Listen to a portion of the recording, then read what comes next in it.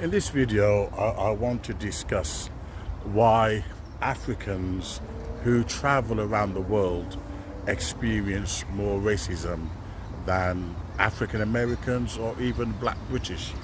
I was watching one of the YouTubers, and she was arguing that if you're an African American or if you're Black British, you're less likely to experience racism traveling abroad than if you're African.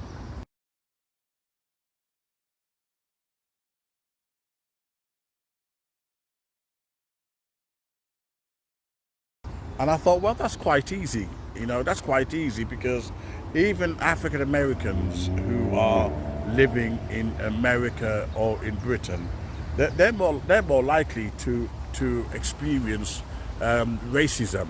Living in America or living in Britain, and the reason being is about language and access of information, and of course it's about stereotype and how they perceived in their own countries, i.e. China going into Africa and plundering the resources and obviously demoralizing them of their human rights.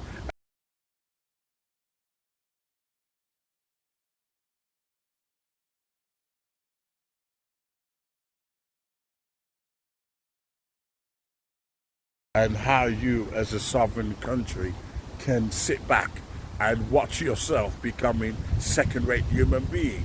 So it's impossible to have respect, for a nation who allows foreigners to come into their countries, dictate, your prices, and obviously being able to manipulate your leaders.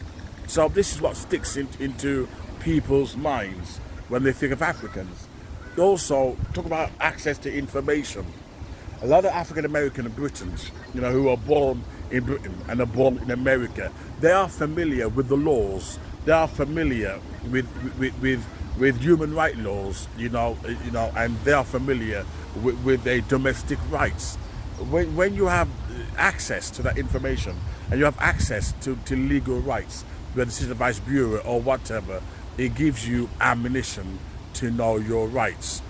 Well, if you also speak the language as well and you're articulate, it gives you that confidence to be able to lay down, oh, it's gonna rain, right? It gives you that confidence also to be able, to bargain, your way forward. So that's the reason why. Because I was watching a video and I thought to myself, well, she never really explained herself. She never really explained, and I thought, well, it's quite obvious. It's because, she herself, I'm not sure whether she was African American, but she herself, yes, I think, yes, she was, because she argued that she was treated very well, blah, blah, blah, where she noticed other Africans were treated badly. Of course, because Africa does not have a civil rights history. Africa does not have a sense of right or wrong.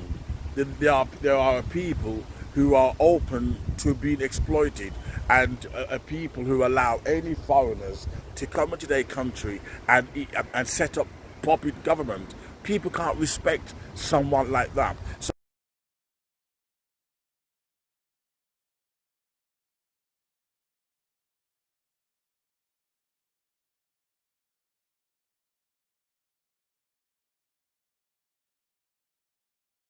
of course, when you're dealing with Africans all over the world, this is what you see.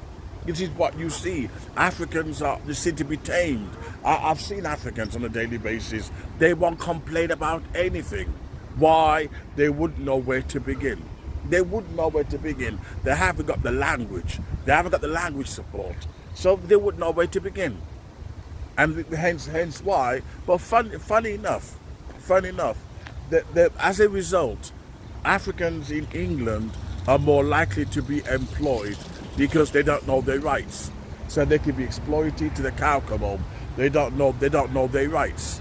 So Africans in England, as a result of their naivety, will more likely to be employed, than a black person born in Britain, because of this reason. you know. But traveling around the world, you know, she said, if you say you're African American, people change towards you, and that is because they are aware of this American civil rights and, you know, and struggling for freedom. They're aware of that. Africa does not have that kind of history apart from the South Africa, you know, apartheid, where they're fighting against that, you know, against white rule. That's the only civil right that Africa has, and that's the reason why a lot of people, you know, perceive and interact, you know, with Africans on that level. Let me know. Do you agree with my surmise? Leave your comment. Thank you.